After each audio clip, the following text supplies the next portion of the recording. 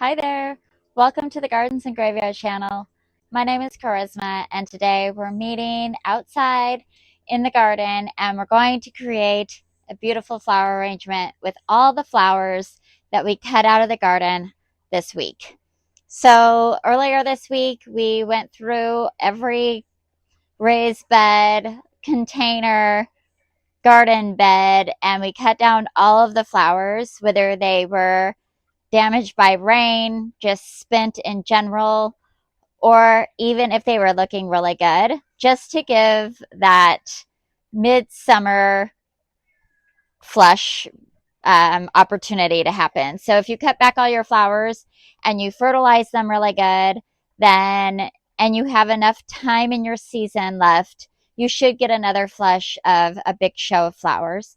Maybe not as big as the original flush, but still a pretty good show.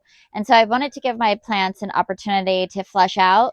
If I didn't do that, the chances of them giving me a big boom of flowers again are very slim, and I might just get a little sparkle here and there. But I know I have a good 6 or 8 weeks left of my growing season um, that will be warm enough to encourage more flowering. So I cut everything back, and then everything that was still good, I put in mason jars so that I can make a flower arrangement later. And since then, we've had some wind and we've had some rain, and some of the flowers got a little bit damaged. So we're going to kind of pick through and see if we could come up with a really big, beautiful bouquet. And if there's still a few more flowers left, I would like to make a secondary bouquet to give away. So what I'm going to do here is I'm just going to be using this metal container. It has a plastic liner, and we'll fill that with water. I have some floral food from the florist that I just hang on to when I buy flowers from like the grocery store or something, because almost always I get more than I need, especially if I buy like single flowers, like a whole bunch of mums and some baby's breath and maybe like I don't know, something else. And each one of those little bunches will have a floral food packet. But if I'm going to mix them all together, they don't need 3 packets, right? So I always have a lot of extra food. And I don't always use floral food in my containers, but since these have been kind of off of their plant for a while, I want to give them a little extra boost. And I'm just going to dump this like this. This is my greenhouse watering can. It's really great for seedlings um, because it's slow and has a tiny tip. Not so great when I want the water to come out quickly. All right, so I'm going to go through the flowers really quickly so you know what we're working with, and then we'll just start doing the arrangement. So over here I have sweet peas, and I just have the one variety. They look pretty darn sad, so I'm not sure if I'll be using those. If I do, they'll be like little accent pieces. In this jar, I have snapdragons, and these are the snapdragons from our backyard. They're a little bit taller, but they're all the same variety. Both of them are the same variety, just slightly different growing conditions. And then these are all of the dahlias that came out of the backyard. We will have bumblebee friends through this whole thing, I guarantee it.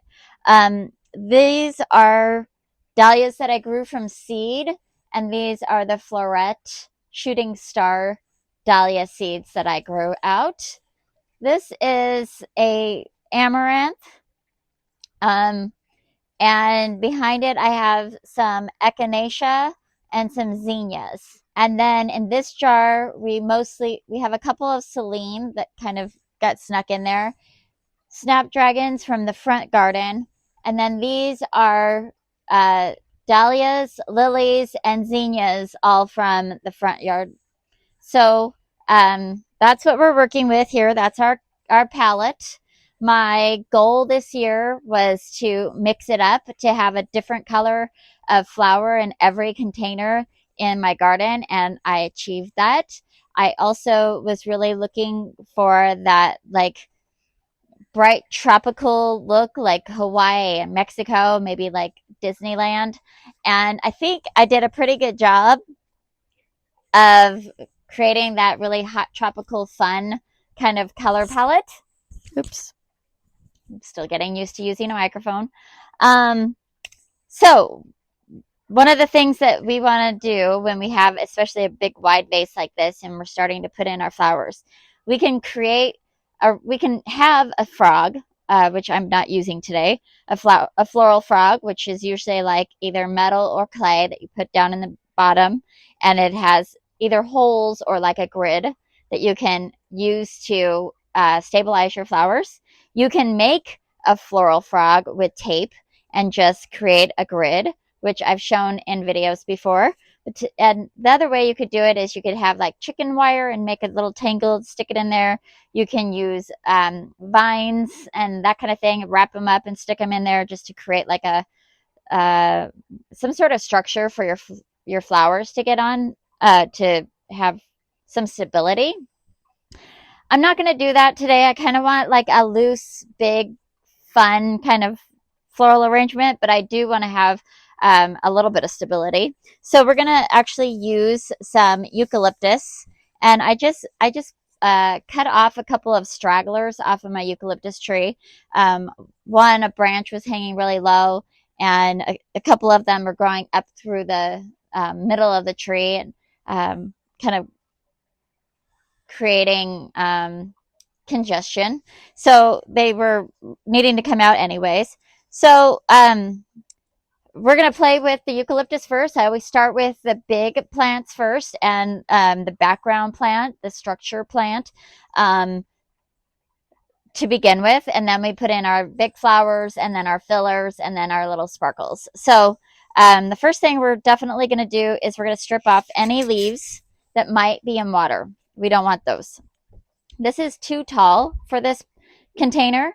A rule of thumb is your vase is 1/3 the size of your arrangement. So that's 1, 2, 3. So it's just a little too tall. But I really want my flowers to shine more than the eucalyptus. So I'm actually going to have the flowers hopefully poking up above the eucalyptus. So we're going to cut off a bunch of the stem. And then to help encourage it to stay pliable during the life of the environment, of the life of the arrangement, we're going to go ahead and cut this stem up the center just to expose some of that cambium so that the plant can take up some extra water.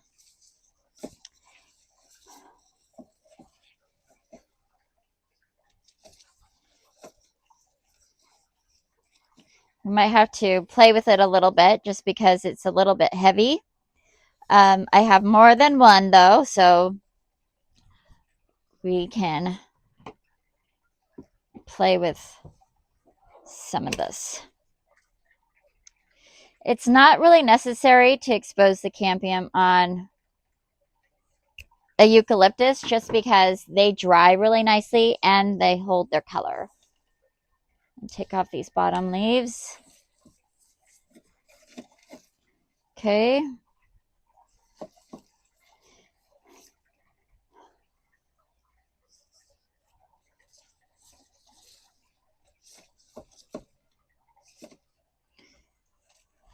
And then I do have a couple more little pieces, but I think we can save those to see if we need any filler spots. So I'm happy with this. We're going to leave it like that for now. The next ones that we're going to put in, I think, are our spikes. So all of our snapdragons.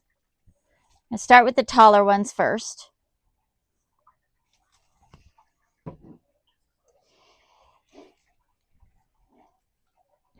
And then I'm just going to do another little snip on the bottom to help the flower take up some water. Just a fresh cut is always nice. And since we're going to really be stuffing these, I'm not going to worry about where things are landing just yet.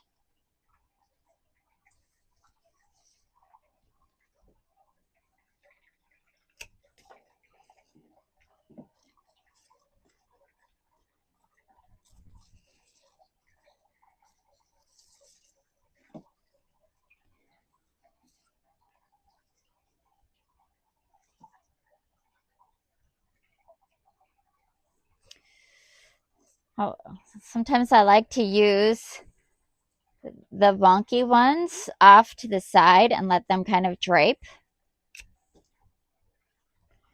So I'm just gonna let it drape over the side like that. If there are any that are falling off or turning brown, I can take those off. We can take off these little buds, but I find that they're kind of interesting to look at, so I'm going to leave them. This one's turning brown.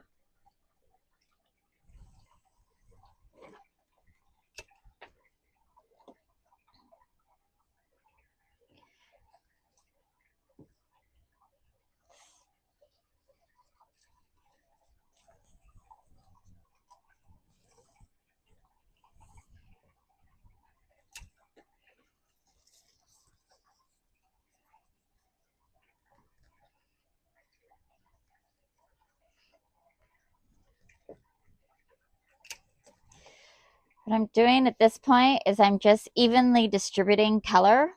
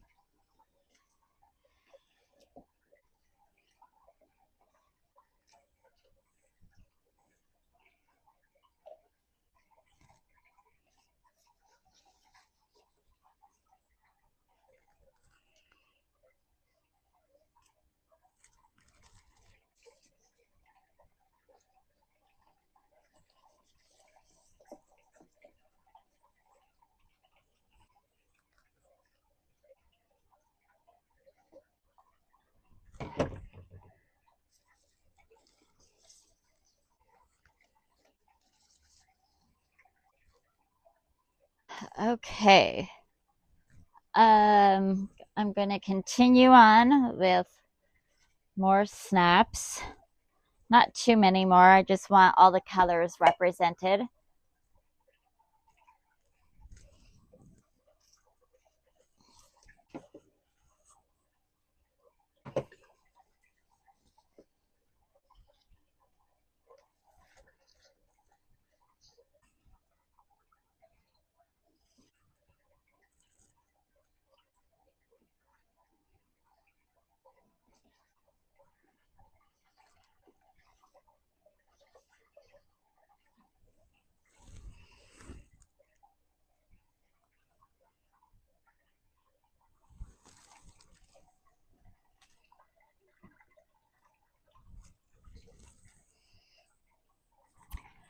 All right, then we're going to come in with our big flowers. So the next big flower is this lily.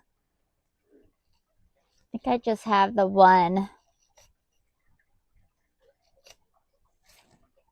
lily.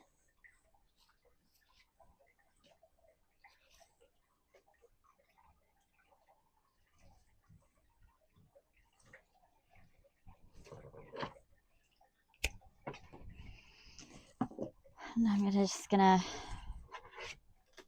see how things are looking here.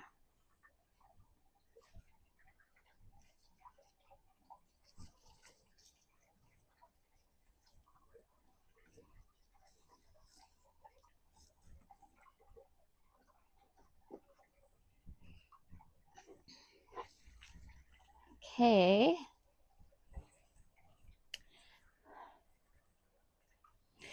Then we're going to come in with some of our dahlias.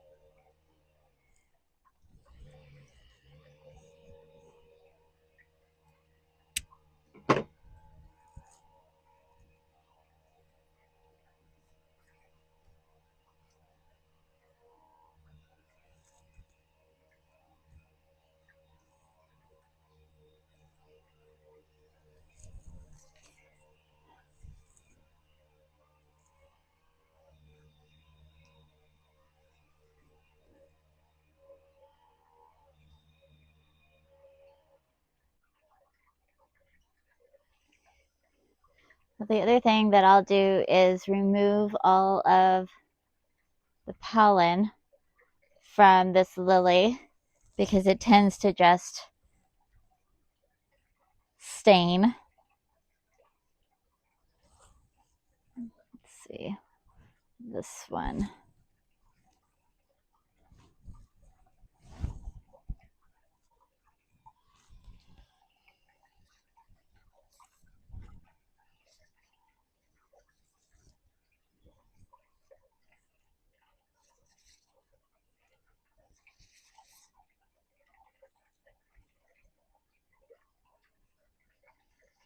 Let's try to kind of manipulate these things a little bit.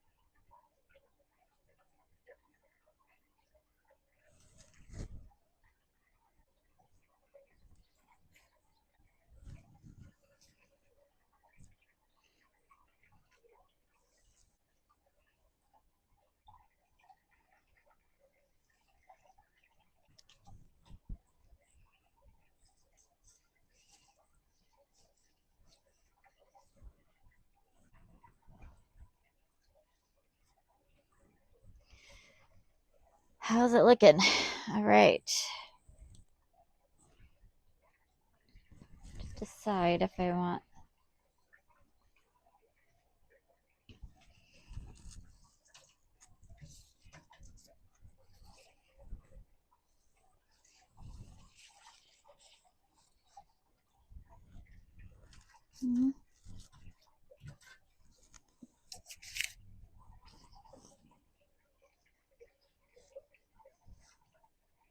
Okay.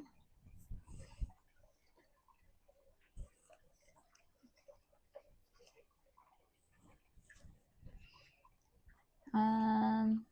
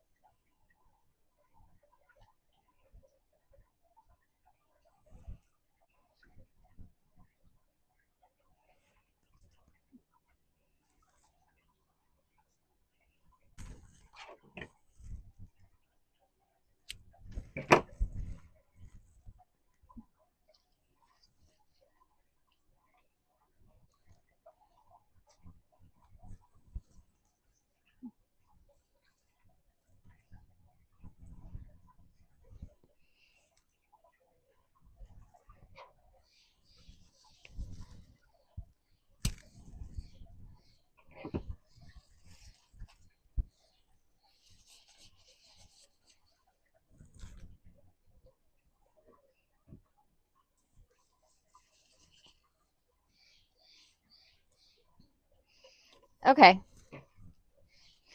I'm going to call this good. I'm happy with it. It's very fun and full, and it definitely represents everything that was growing in the garden. I'm actually going to set it on this table right here.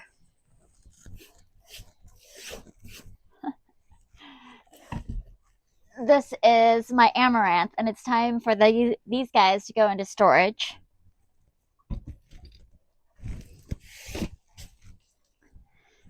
So we'll just set this right off to the side. Actually, let me give you a nice 360 here, all the way around.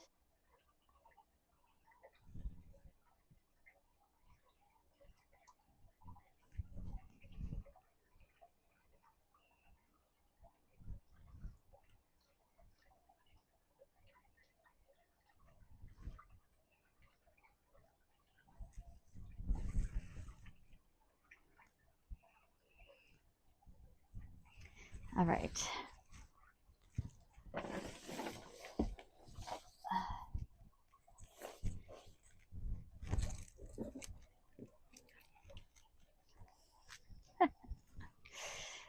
Okay. Well, the amaranth is very seedy.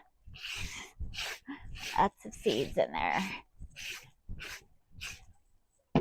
Luckily, we don't have the right climate for those guys to thrive. So, I think maybe I'll grab another vase and we'll do another super fun, quick floral arrangement, maybe without any extra fluff.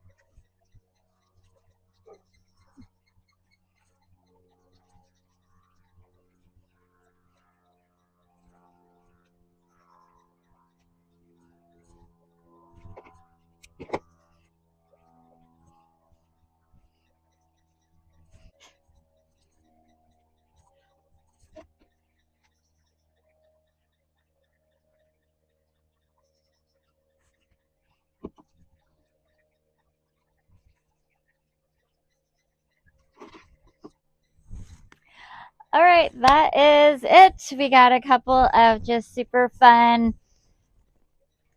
country style floral arrangements.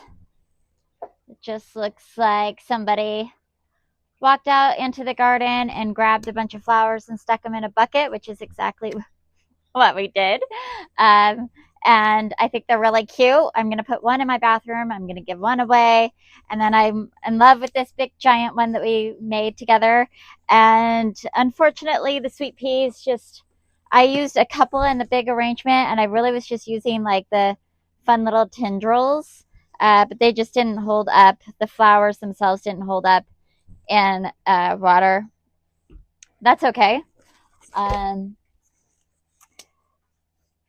I tried, and they had to be cut back anyway, so that's all right. Um, just as a little side note, these guys are going to go in storage. Can see that. Get rid of my trash. The foliage is starting to die back, and it's time to just let her.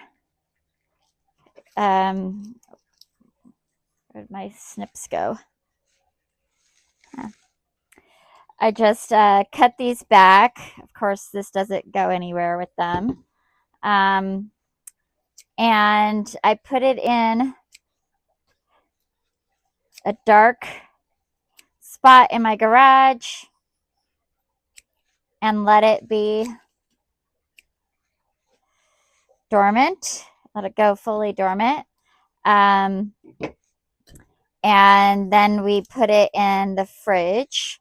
We'll let it go to full dormancy for about 6 weeks. So that puts me about the 1st of October. and then I'll put it in. I'll just put this whole container with the 3 bulbs in it in the refrigerator. A refrigerator I have in my garage that I use for flowers and bulbs. Um, we'll put it in the fridge for another 6 weeks, and then is that right? Maybe like four, no, maybe about 6 weeks, and I pull it out around November 15th, and then it won't bloom in time for Christmas. It'll probably bloom close to the end of January, but I guess there's 4 bulbs in here. Great. Anyway, that's what I do with these every year, and they bloom for me, and they're fairly happy. When I pull them out of dormancy, I just check to make sure that the bulbs are nice and firm and not squishy. They do live in the house once I pull them out of dormancy, and then I bring them out around the end of May, early June, and they live outside and soak in the sunlight until it's time to put them away for storage. So that's what we're doing with these. These are the amaryllis bulbs. I can't remember what variety. I think there's like 2 or 3 different varieties in here. So it's just a mix of fun amaryllis that I grow. If you're like super into amaryllis, the go-to guru on YouTube for these is North Lawn Farms. She is amazing with her amaryllis, and she's obsessed, which is super fun. She's so knowledgeable, and she has these really fun, rare amaryllis that she takes care of, and it's a real joy to watch her create with her amaryllis. She does a living Christmas tree amaryllis. It's amazing. Anyway, so that's it. Floral Friday. Exciting. Thanks for hanging out with me while I made some flower arrangements and talked about future flower arrangements. And I hope that you are celebrating your life, and I'll see you in the next video. Bye.